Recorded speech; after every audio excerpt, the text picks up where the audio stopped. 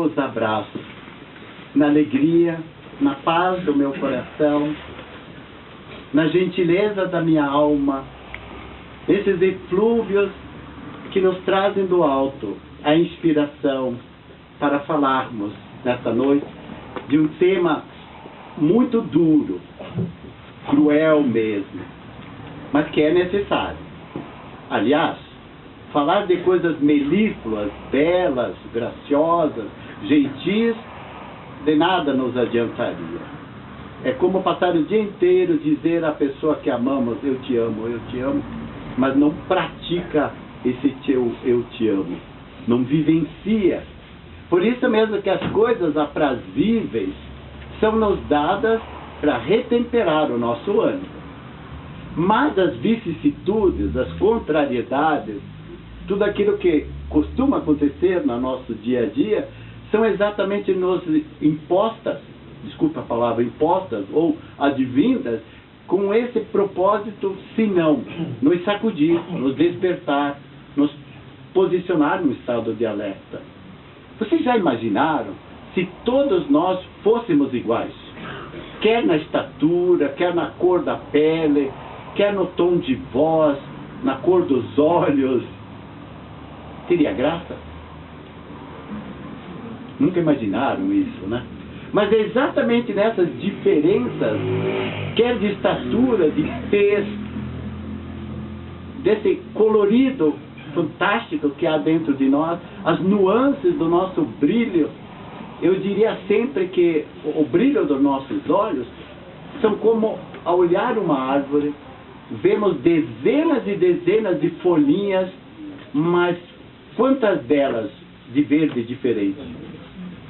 E a pergunta que se faz, e por que há tanto verde diferente na própria natureza? Porque cada tonalidade desse verde tem em si as suas energias. Por isso que essas diferenças são grandiosas. E por sermos diferentes, por vivermos nessa diversidade, é que praticar a alteridade, ou seja, a acolhida com aqueles que estão conosco, nos beneficiam quando nós, efetivamente, soubermos trabalhar essas diferenças de tal modo que a convivência fique harmoniosa. Porém, se continuássemos assim falando, seria muito agradável. Mas o tema dessa noite, propositadamente sugerido, que trata do sofrimento e da dor emocional.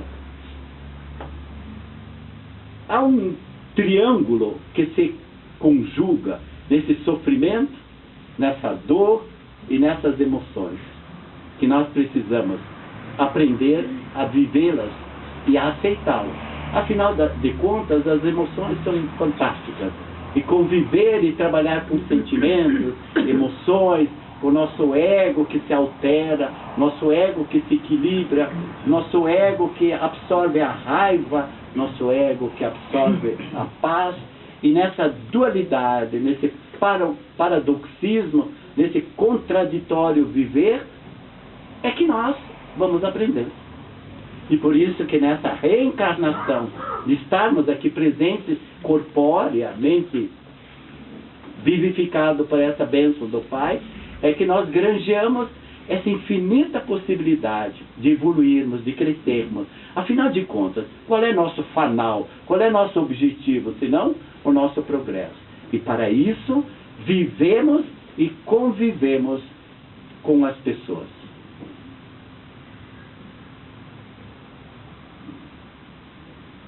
Obrigado por pensar nisso. É fácil viver com outra pessoa? Eu já ouvi a Fran, que mora comigo há quase 42 anos, dizendo não. Mas não é a Francis e o Silvino o problema. São exatamente as conjunções desse viver, embora a gente se ame, se respeite, viva bem. Ela é fantástica, já me suporta há 42 anos. Então, por si só, é grandioso isso. Mas, permeando tudo isso, há luto, há perda, há dores, há sofrimentos, etc. Eu abro um grande parênteses para dizer que o tema dessa palestra me foi solicitado sábado à tarde. E eu tremi nas bases. E fui em busca, tentando compreender. E o tema que eu coloquei para essa palestra, ficar um pouquinho, usando um eufemismo, abrandando a dor, é falar exatamente do luto. Calma, eu não vou discorrer sobre a morte. Mas existe também o luto da morte, concordam?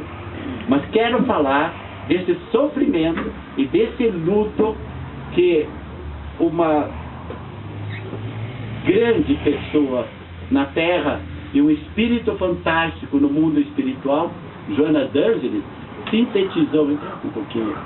sintetizou num livro que talvez desperte para vocês todos a atenção, chamado Vitória sobre a Depressão. E eu tirei alguns pensamentos desse livro para iniciar a palestra. Obrigado. E ela começa dizendo: o sofrimento é um dos admiráveis mecanismos oferecidos pela vida para ressarcir os erros, saudar os erros, retificar condutas e resgatar os males. Então nós nos perguntamos, para que sofrer? Ela coloca 3 possibilidades para ressarcir, saudar os nossos débitos, chamados erros, que antigamente chamavam pecados.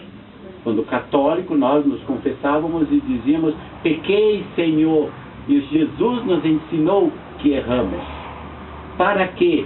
Para retificar as nossas condutas, tantas vezes transviadas pelos nossos sentimentos egóicos, ou seja, por esse egoísmo que nos conduz a mergulharmos: eu sou assim, o outro tem que me aceitar, eu não vou mudar. Quando começa a dizer isso, já delineou uma possibilidade de rompimento. E a terceira possibilidade, sempre resgatar esses males que nós praticamos e que precisamos, de uma certa forma. Ela continua dizendo que todos somos livres para pensar e para agir. Concordam? Tão livres que Deus nos dotou com uma espada, uma faca de 2 gumes terríveis, chamado livre-arbítrio. E que nos possibilita não colocar a culpa em ninguém. Você teve a liberdade, a escolha é sua. Se temos livre-arbítrio de pensar e de agir, obviamente, decorrente disso, vamos assumir as consequências dos nossos atos. Somos adultos.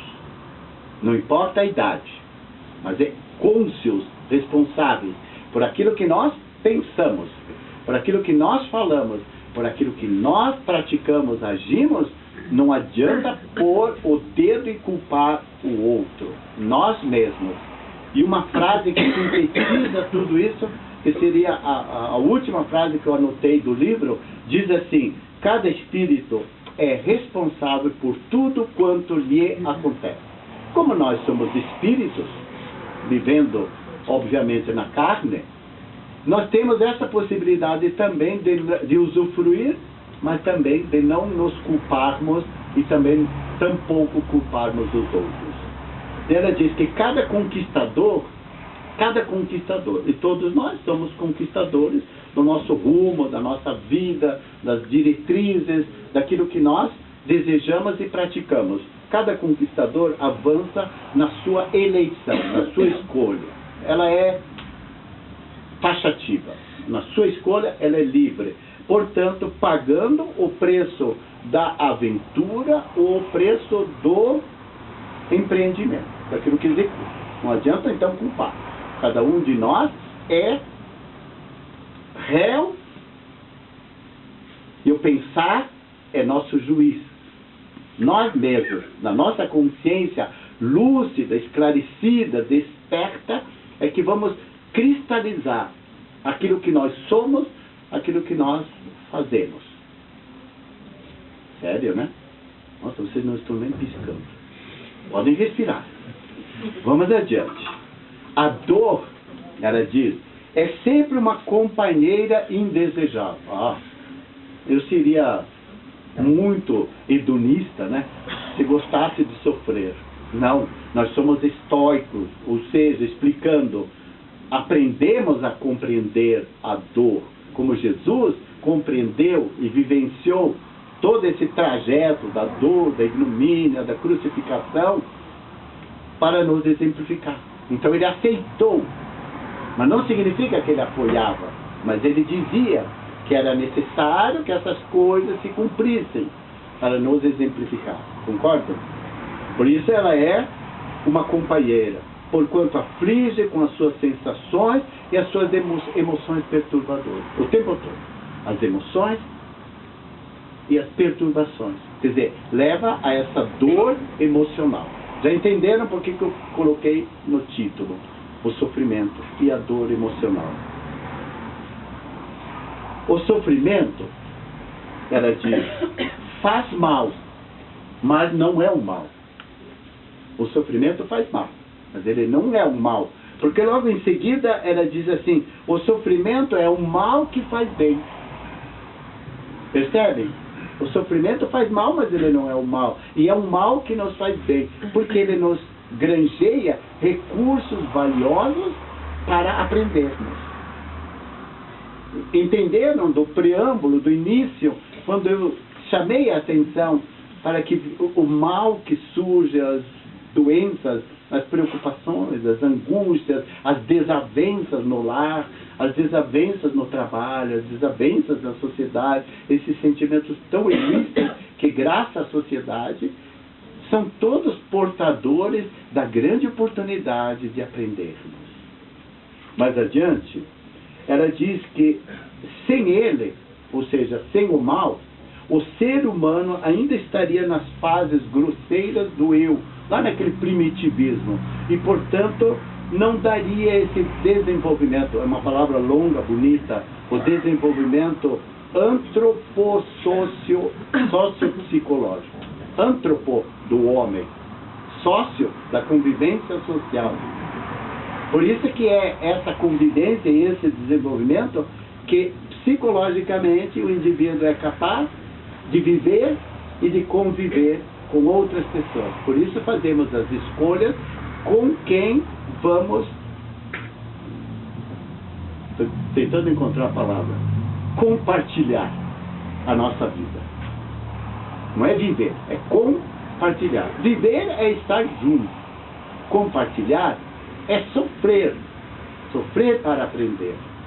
Adiante. Ela diz que é natural que a dor seja companheira de todos nós encarnados. Sempre haverá alguém para reclamar. Sempre.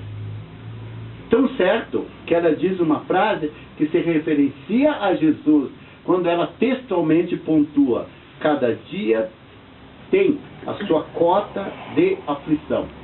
Cada dia tem a sua cota de aflição. O que Jesus nos disse em São Mateus? A cada dia bastam as suas aflições.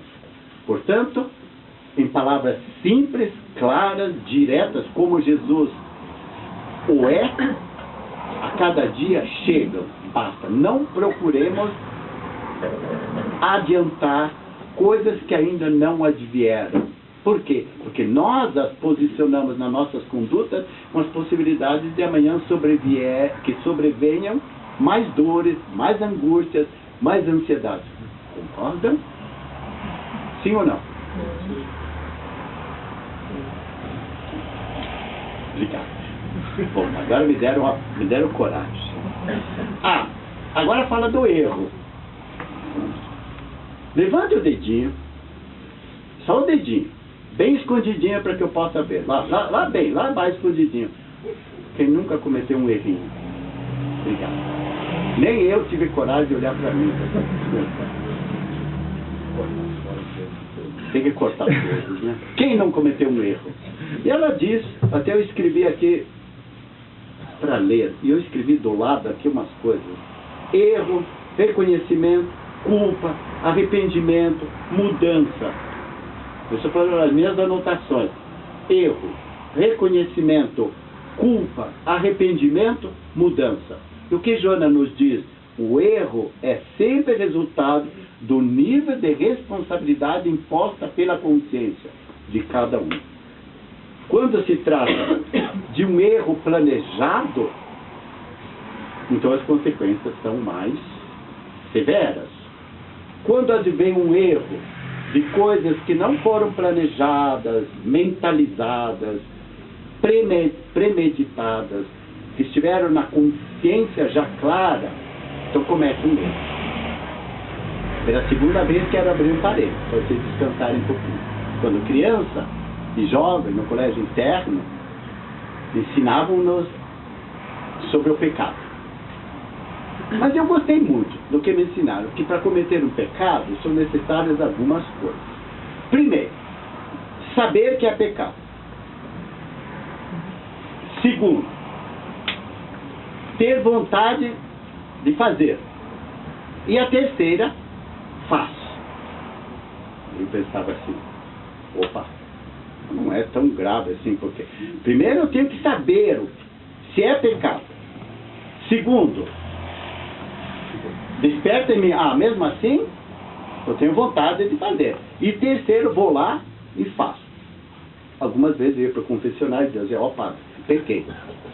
Porque eu tive consciência, eu sabia do que ia fazer, eu tive vontade e efetivamente fiz. Que bela definição, eu trouxe isso para a minha consciência. Então significa que o erro que substitui a palavra pecado demanda-nos esse despertar da consciência para saber. Puxa, isso é grave. Que é o planejado, é o erro planejado. Isso que eu vou fazer é grave. Mas não custa tentar, é a tentação. Não custa, é uma vezinha só para experimentar. E faz. Aí o terceiro, que é esse faz, redunda exatamente no despertar, no reconhecimento do erro. Aí sobrevém culpa, que é terrível, sobrevém arrependimento, e sobrevém essa carga de dor emocional, a par e conjuntamente com o sofrimento, que sobrecarrega os nossos ombros. Joana d'Ângeles, como muitos mentores de luz do plano espiritual, ratificam este pensar quando diz: a mágoa, o ressentimento, a culpa que você deixa passar de 59 segundos, sai da mente e desce para o coração. Então nós temos cronologicamente, assim, delimitado, como nós somos tudo da hora certa, 59 minutos para dissolver raivas, mágoas, culpas, para que enquanto isso estiver no intelecto, fique apenas aqui. Não permitir que desça ao coração. Por quê? Porque é difícil tirar o que está na alma. Vocês concordam, meus irmãos? E como é difícil tirar o que já se cristalizou. Por que cristal? Porque é duro, é terrível. E para dissolver isso, é muito trabalho. Infelizmente, todos nós, conscientes que somos, eu me emociono, meus irmãos. Me emociono porque tudo isso nós já aprendemos, ouvimos semanalmente essas mesmas coisas. Mas como é difícil a gente perceber e dizer, não, eu vou tomar uma atitude, eu vou mudar. Enquanto estivermos nesse corpo, é verdade, enquanto estivermos nesse corpo, é uma oportunidade ímpar, mas única, indizível, singular, que Deus nos propicia para abençoar, para perdoar, para dissolver, para esquecer, para neutralizar, para cobrir tudo isso. Amo Jesus. Amo Jesus como meu comunicador modelo. Há uma passagem no Novo Testamento que elucida, tão clara, tão lisa, tão transparente, a mulher adúltera. quando os hipócritas, os fariseus, os cobertos de culpas e de erros, queriam apedrejar aquela mulher que foi pega em culpa, em adultério. Afinal de contas, homem podia, mulher não. E toda mulher adúltera era apedrejada. Mas naquele dia, pela graça e bênção de Deus, essa irmã foi trazida aos pés do Mestre, ao que ela se prostrou, em lágrimas, em dor, em sofrimento, em lágrimas, em dor emocional e em sofrimento. E o Mestre olhou com esse olhar percussiente, ou seja, olhar que penetra a alma, que vai na alma de cada um, que não adianta dissimular. O Mestre voltou-se para ela? Não. Olhou ao derredor dela e viu os crápulas, os acusadores, cheios de rapina, de ódio, de malquerença, as mãos cheias de pedras, tanto físicas quanto as pedras espirituais, para apedrejar aquela mulher pecadora. E o Cristo, que percebia o âmago, percebia a alma e sabia o que estava dentro de cada um, disse-lhes: quem não tiver culpa, atire a primeira pedra. Ato incontinente, abaixou-se e começou a escrever na areia. E deixou aqueles homens que refletissem. A pergunta número 1. O que o Mestre escrevia na areia? Já se perguntaram? Nada mais do que senão a culpa, os erros de cada um. E como os olhos da alma, do espírito desses homens conseguiam, tocados pelo Mestre, ler na areia o próprio pecado, disse-lhe Jesus: quem não tiver pecado, atire a primeira pedra. E um a um foram saindo, a começar pelos jovens, a começar pelos mais velhos, os empedernidos, os viciados, os que passaram a vida inteira sorvendo esses vícios, para Jesus lhes dizer: você mais velho, que deveria ser o exemplo, atire a primeira pedra. E um a um foram saindo. Quando o Mestre levantou os olhos e perguntou à pobre mulher: onde estão aqueles que te apedrejaram? Que queriam te apedrejar? Foram embora, Senhor. Ninguém te condenou? Não, Senhor. Então eu também não te condeno. Vem. Levanta. Vá. Não tornes a errar, para que mal maior não venha a lhe acontecer. Observemos a clareza das palavras do Mestre. Vem. Levanta. Era o Mestre de amor estendendo as mãos para ela. Vem. Levanta-te. Vá. Não tornes a errar, para que mal maior não venha a te acontecer. Queridos, quantos lares são esfacelados pelos erros? Quantas vezes estamos na iminência, tais quais esses homens com as pedras na mão, para apedrejar aquele ou aquela que conosco convive e que caiu no erro. Olhem a alma de cada um de vocês, meus amados irmãos.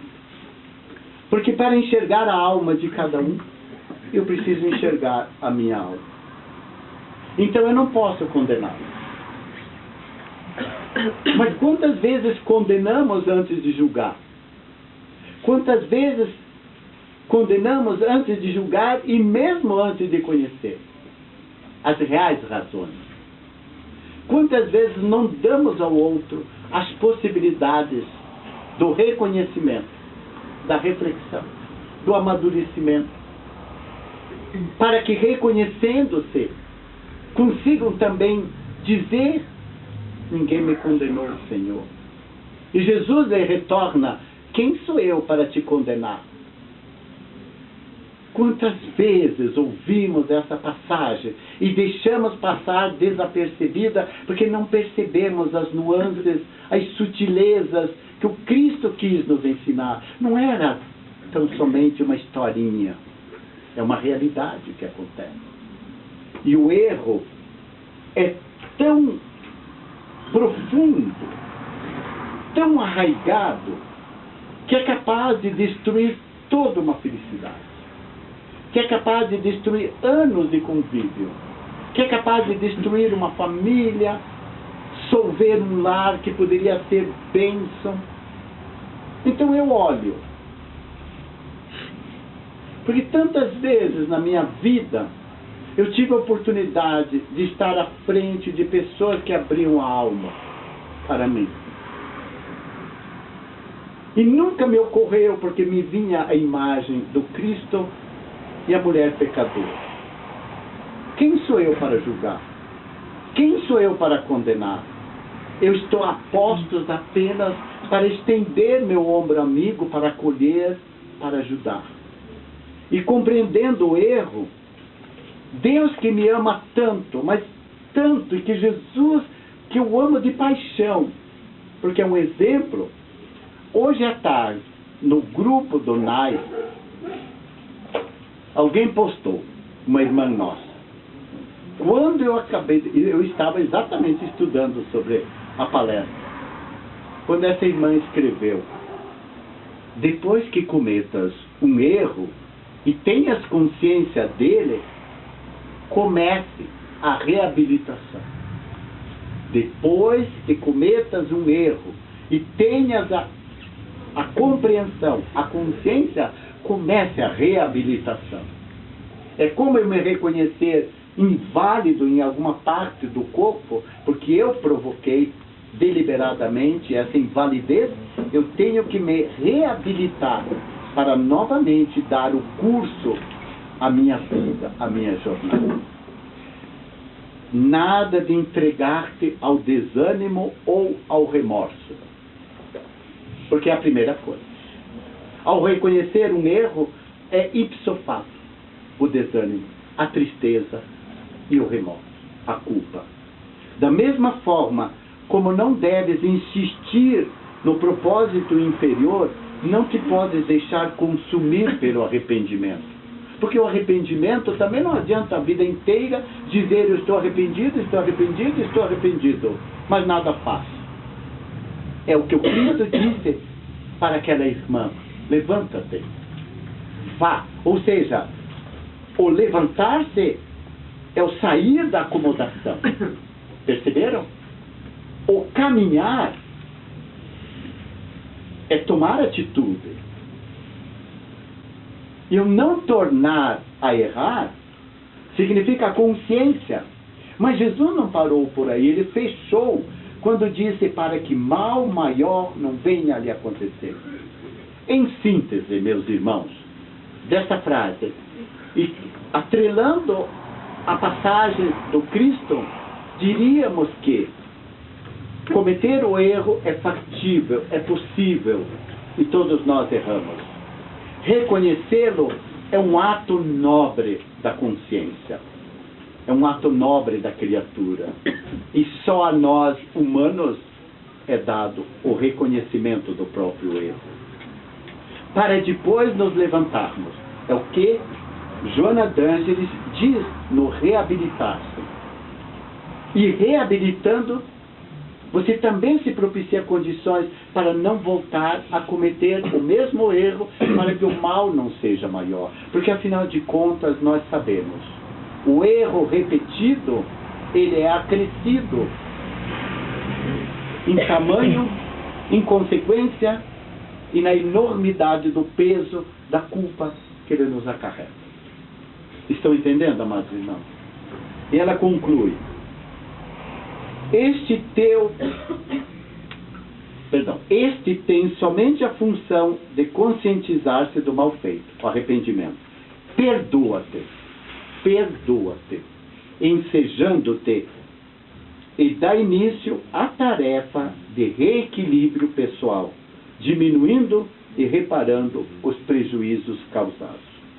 Em outras palavras, até aqui nós não colocamos o dedinho na culpa do outro. Estamos tão somente olhando para nós mesmos, para que, mergulhando em nosso íntimo, em nossa alma, em nosso ser, nós nos compreendendo, nos conhecendo e nos amando, nós também nos possibilitamos aprender. Essa é uma tarefa infrene, inglória, incansável, eterna. Porque enquanto o espírito, ou aqui, ou do outro lado da vida, continuamos na mesma luta. Porque quem move o espírito é o pensamento. Por isso é preciso aliviar o peso das culpas, dos remorsos, dos erros, solvendo-os. Há um livro de Joana d'Anjos que traz esse texto, chamado Vida Feliz. Podem procurar. Na internet, fui recebido também graciosamente com essa mensagem da irmã Suzy, que me mandou, quando eu disse para ela, é muita coisa para falar. E ela me mandou as 5 fases do luto. O que vocês pensaram? Da morte? Uma escritora, não a conhecia, chamada Elizabeth Kübler-Ross, aplicou esses estágios, 5 fases, para qualquer forma da perda pessoal catastrófica. Perda. E até um livro, não espírita, que eu tenho há mais de 30 anos, que se chama Convivendo ou Aprendendo a Fazer as Pazes. As pazes primeiro consigo, com todas as formas de perdas, quer de morte, quer de divórcio, quer de separação. E essas 5 fases são próprias para tratarmos um pouco aqui. Qual é a primeira fase? Da negação e isolamento. Quando um casal, e começa sempre a 2, e a separação também é decidida a 2, porque um pode tomar uma decisão, mas implica os 2, traz um sentimento muito terrível, como a própria morte. Quem perdeu alguém da família, primeira fase da negação, quando diz, não, eu não acredito, não pode ter acontecido, não pode estar acontecendo, não é o que eu estou vendo, não é o que eu estou sentindo, não é o real. Então é a primeira fase. Negação e isolamento. Para que essa dor psíquica, que está tudo na mente, volte novamente ao seu equilíbrio. Mas há uma consolação, que é essa negação. E esse isolamento não persiste por muito tempo. Então é uma primeira fase. Quantos de nós já passamos por essa fase? Basta alguém da nossa família, um ente querido, viajar e morar em outro país longínquo, como filho pródigo, nós ficamos como o pai, a olhar o caminho e perceber, será que o filho volta? Será que aquela pessoa querida volta? A separação é a mesma coisa. É a dor, é o luto vivo da pessoa que morreu por dentro e que não podemos permitir morrermos por dentro, meus amados irmãos. Não podemos, em hipótese alguma, morrer por dentro. Logo, passando a fase da negação e do isolamento, vem a segunda fase, que é a fase da raiva, que é a fase da ira, é a fase da explosão, do ódio, daquilo que vem para fora, como um vulcão. Tanto o homem quanto mulher é igual, porque não há diferença. As explosões podem ser diferentes. Uns talvez façam de um tom mais alto, mais agressivo, mais contundente, o soco é mais forte, a batida e os murros na parede, nas portas, são mais violentos, quebradiços, mas na síntese são todos iguais. E a fase da raiva, das explosões. E junto com a raiva, que seria a segunda fase, vem a revolta, vem a inveja e vem o ressentimento. Principalmente, inveja porque fui preterido, fui preterida. Alguém me deixou para trás. Alguém gostou mais de mim, mas foi um erro. E a raiva passa. A revolta passa. Bater na parede também passa. Mas ficam as marcas. Tiram as alianças e jogam fora essa aliança. Todavia, ficam as marcas no dedo. Ficam as marcas no dedo da presença de uma pessoa que conosco conviveu. Por isso que negação, isolamento e raiva são as duas primeiras fases que passam, para vir a terceira, que é o momento da barganha, que é o momento da negociação. O texto diz assim: acontece após a pessoa ter deixado de lado a negação, o isolamento, percebendo que a raiva também não resolveu, que doeram as mãos, mesmo as mãos que eu soquei, o rosto, os olhos, o corpo da outra pessoa, também não resolveram.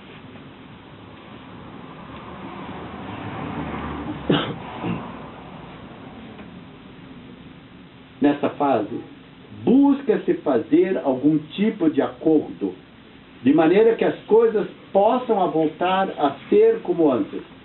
Aí começa a tentativa desesperada de negociação com a emoção e com quem que achar ser o responsável. É barganha. É tudo barganhar. Quanto que eu ganho? Quanto que eu vou levar? O que é meu? Então, já que não houve solução, vem a barganha. Isso é terrível. E barganhar é em todos os sentidos, quer no sentido material, quer no sentido espiritual, quer no sentido vivencial, de todas as formas. Terrível. Promessas, pactos, muito comuns, muitas vezes ocorrem em segredo. E quando explodem, não há mais solução.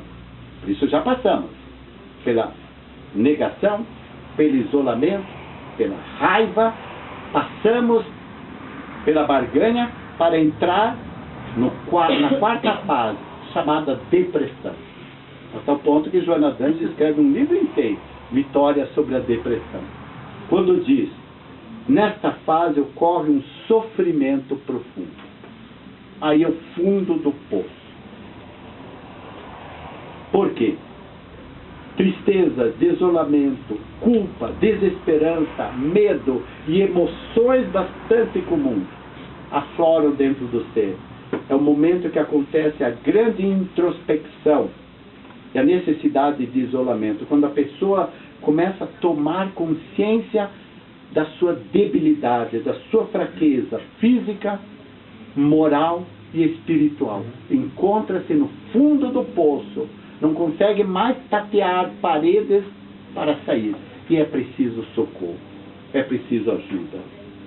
E finalmente, surge um grande sentimento de perda. E aí entra a quinta fase, que é a fase da aceitação. E aí é mão dupla. Aceitação de quem errou, aceitação de quem foi o magoado. E Chico Xavier, quando inquirido sobre aquelas pessoas que agrediam, que eram agressores, ele dizia, prefiro ser agredido a ser o agressor. Percebem a grandeza? É melhor ser vítima a ser o agressor. Mas não importa. A dor é a mesma. Por isso que as emoções chegam à flor da pele, e por chegarem à flor da pele, a pessoa se prontifica a enfrentar a situação. Afinal de contas, já passei muito, sofri demais, então chega, basta. E vem, portanto, a aceitação.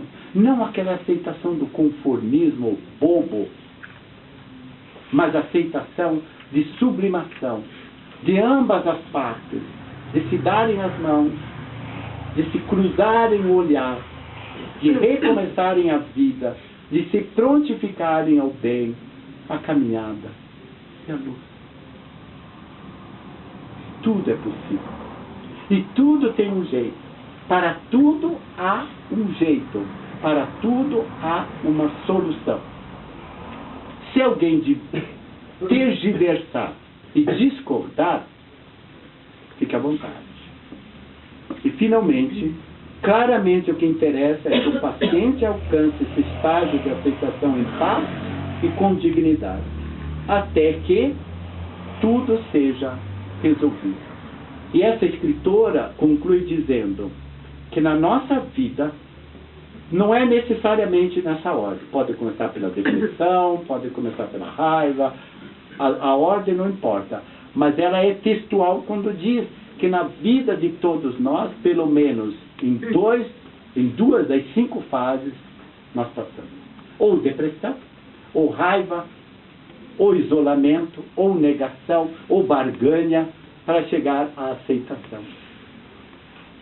Bem consciente isso, é uma verdade. E aí vem, obviamente, a compreensão da dor, a compreensão do sofrimento. Para isso é preciso o quê? Muito esclarecimento, muito diálogo, muita orientação. E quando 2 não conseguem mais, é preciso pedir ajuda. Há para isso os profissionais, psicoterapeutas, psicólogos, como há o tratamento espiritual, como há a religiosidade, eu não falei religião, há a religiosidade. Nesse caso, nós todos, dentro de uma casa espírita, temos a possibilidade das palestras, das orientações, dos esclarecimentos, de pessoas iluminadas que nos compreendem numa conversa fraterna, até via WhatsApp, podem nos orientar, podem nos ajudar, podem nos esclarecer, podem também servirem de socorro, de alento, de ajuda. Quando nós não conseguimos par a par, homem e mulher, lado a lado, já não conseguem, nesse meio, há 3 palavras fantásticas, meus amados irmãos, que todos nós carregamos dentro de nós. A primeira, que se chama luz. Faça nascer a luz do seu interior. Cubra essa luz com o amor. E Jesus foi, não diria sábio, ele foi certo, direcionado. O amor cobre a multidão de pecados, cobre a multidão de erros. O amor. Sempre o amor. Luz, amor. Para coroar na tríade com o perdão. Fácil, né? É fácil. Luz está dentro de mim. Bacana. O amor está cheio dentro de mim. Meu Pai, eu amo por demais. Mas perdoar não me peça. E aí começa. Primeiro você não se perdoa. Repararam que vem a culpa, daí você não se perdoa. Onde foi que eu errei? Não é a pergunta que se faz? Por que eu? Por que comigo? É sempre assim. Então a pessoa não se olha, não se enxerga, não mais se vê. Está desnudo diante do espelho e não se vê. Não vê mais nada. Cegou. Embora tenha a luz, tenha toda a clarividência e tenha o amor. Mas não consegue se perdoar. Por que se perdoar? Porque você começa com você mesmo a não se culpar. E quando você se alivia do peso próprio de culpas, de mágoas, de arrependimentos, quando você se pergunta assim, Onde foi mesmo que eu errei? O que eu fiz? Mas será que eu fiz mesmo alguma coisa para que houvesse essa possibilidade de eu ser magoado, de eu ser ferido, de eu ser tocado? E aí você se diz, eu me perdoo. Quando você se perdoa, ato incontinente, é imediato. Começa a paz no seu coração. Aliás, sempre nos disseram que o perdão é um presente que você dá para quem? Se não, para si mesmo. Então você se dá esse presente do seu alívio. Depois, você vai até o outro. Agora, vou fazer um parênteses. Ouvimos pelos noticiários, anos atrás, uma ocorrência lá em São Paulo, quando uma mãe, com a cabeça assim cheia de preocupações, de ansiedades, enfim, daquelas mães que trabalham 24 horas por dia, pôs a filhinha no carro, no banco de trás, bem protegida, num dia ensolarado, quente, talvez como nesses 2 últimos dias, estacionou o carro, saiu apressado e esqueceu a filhinha dentro do carro. Obviamente, o tempo passou, carro hermeticamente fechado, aquele calor, e a criança veio a falecer. E aí veio o julgamento da sociedade brasileira, de todos, era um comentário geral. Mas que mãe desnaturada, mas que mãe sem alma, onde já se viu esquecer, abandonar uma criança dentro de um carro, fechado, num dia calor terrível, e ela foi a julgamento. Foi acusada, foi humilhada. Imagine o que essa mãe ouviu de acusações, antes de chegar ao veredicto final. Qual foi a sentença do juiz? Esse juiz era digno de receber o Prêmio Nobel da Paz. Quando a sentença dele foi clara e simples, essa mãe não é culpada e não será culpada, e nem tampouco condenada, porque o que ela carrega dentro de si já a condenou. Queridos, e houve uma sentença melhor e mais inteligente do que essa? Não é a palavra viva do Mestre Jesus dizendo, ninguém te condenou, ela mesma errou. No fundo, você acha que uma mãe deixaria uma criança em sã consciência trancada dentro de um carro? Claro que não. Então esse juiz, inteligentemente, cristãmente, uma atitude cristã, compreendeu que dentro dela já estava a culpa, o erro, a própria condenação, como a pobre pecadora. E quem foi essa pecadora, adúltera, senão Maria de Magdala, que acompanhou o resto da sua vida ao Cristo e que teve o privilégio, após a morte carnal do Cristo, foi a primeira a receber a presença do Cristo. Observem a redenção, a remissão do erro, o ressarcimento dos débitos, das culpas, de tudo, ser granjeada com a primeira visita espiritual do Cristo, para dizer, e quem foi posteriormente Joana de Cusa, em tantas reencarnações, se não para chegar a nossa querida mentora Joana d'Angelo. Observe quanta história, observe quantos erros, quanta caminhada. Seja, por favor, seja o que for que esteja sentindo neste momento, o que for, meu querido irmão, minha querida irmã, saiba ser compreensivo consigo mesmo. Saiba ser compreensivo consigo mesmo. Como seria alguém que lhe pedisse cola. Como é que você receberia alguém que lhe pede socorro, que lhe pede um colo, que lhe pede carinho na hora de um desespero? Como é que você vai agir? É só dar o ombro? Não. Você dá todo o teu ser, toda a tua vida, todo o teu amor, todo o teu carinho. Você não vai perguntar o que aconteceu, você vai dar o seu amor. Vai permitir que aquela pessoa chore, chore, chore, porque arrependida já está. Se está chorando é porque reconheceu. Se está prostrada e pedindo colo, é porque também reconheceu o seu erro, a sua culpa. Dê a si mesmo, dê, por favor, a si mesmo, carinho, atenção e ouça, por favor, ouça cada um dos seus sentimentos, para que a sua dor, que já é emocional, com o seu sofrimento, que já é grandioso por demais, que é um sofrimento espiritual, que já não é da dor do corpo, é o sofrimento da alma arrependida, sem desprezar os sentimentos ou ignorá-los, para que aos poucos comece a reconstruir esses sentimentos que você pensava que já não mais existiam.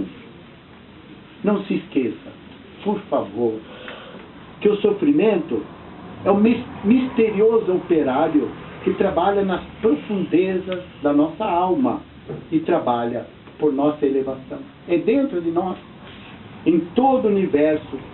O sofrimento é sempre educativo e é sempre purificador. O primeiro juiz enviado por Deus é sempre o sofrimento. Por quê? Porque ele desperta a nossa alma. Ele desperta a nossa consciência. Gostaria de finalizar essa reflexão em 2 momentos. O primeiro, fazendo referência a uma passagem do Evangelho segundo o Espiritismo, no capítulo 6. Quando Allan Kardec nos diz que todos os sofrimentos, misérias, decepções, dores físicas, perda dos entes queridos, separações, que eu abro parênteses, encontram sua consolação na fé no futuro. A fé no futuro. Que é a fé no amanhã. Pela reconciliação, pela luz, pelo amor e pelo perdão, você põe fé no seu futuro com aquela pessoa que te magoou, que te feriu, que te caluniou. Amado irmão, queridíssima irmã, alma bendita da minha alma, irmão e irmã do meu coração, quem de nós não errou? Quem de nós não é digno do perdão? Quem de nós não é digno de uma segunda chance? Quem de nós, em nome do ninguém te condenou, também eu não te condeno? Quem de nós não é digno de ouvir do Mestre? Levanta-te. Eu te aceito. Eu não te condeno. Porque ninguém te condenou, eu também não vou te condenar. Mas, por favor, vá. Porque você está se levantando. Não tornes, por favor, a errar. Essa é a advertência. Quando você dá o bálsamo do perdão, incontinente você dá a advertência que o Cristo lhe deu. Quando disse que se ninguém te condenou, também eu não te condeno.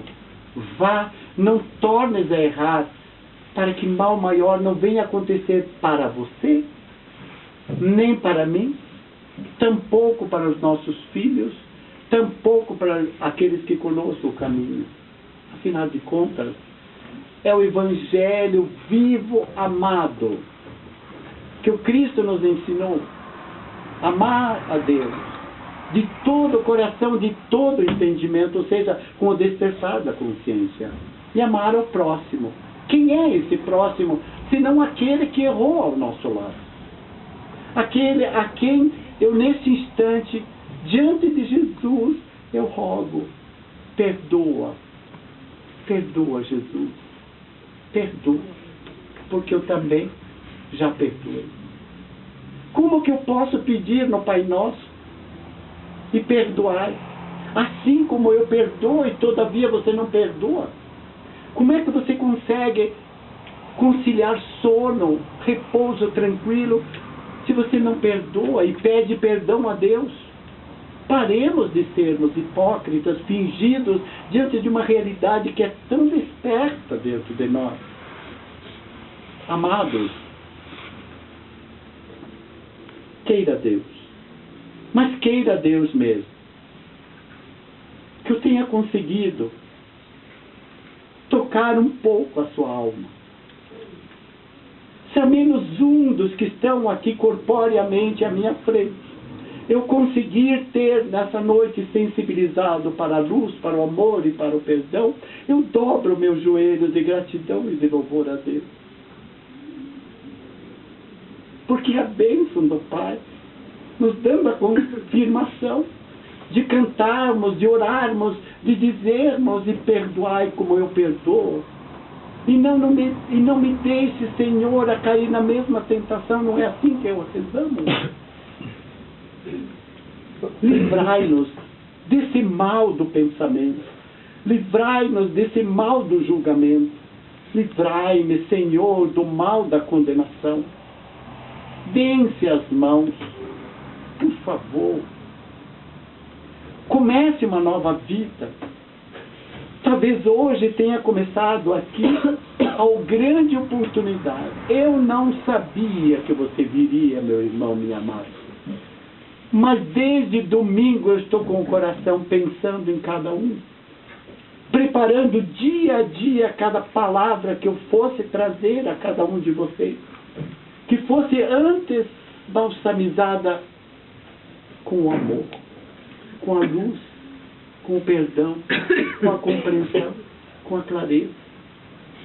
Que Deus os abençoe, amados irmãos. Amem-se, perdoem-se enquanto é tempo. Não joguem fora a felicidade. Não joguem fora por caridade o que construíram até aqui. Recomecem. Sempre é possível. Mas talvez você pergunte: o vaso continuará quebrado? Não. Esse é apenas o vaso físico, porque você não deixou descer a alma, a mágoa, a raiva, o remorso. E se já desceram, dissolva tudo isso. Se eu colocar açúcar ou sal neste copo d'água, visivelmente, depois de mexido, ninguém será capaz de dizer que essa água tem sal ou tem açúcar. Mas ao experimentá-la, eu serei capaz de distinguir. O que eu coloco na minha água do meu relacionamento é o bálsamo da minha luz, do meu amor, do meu perdão, da minha aceitação, da minha compreensão. Que Deus os abençoe.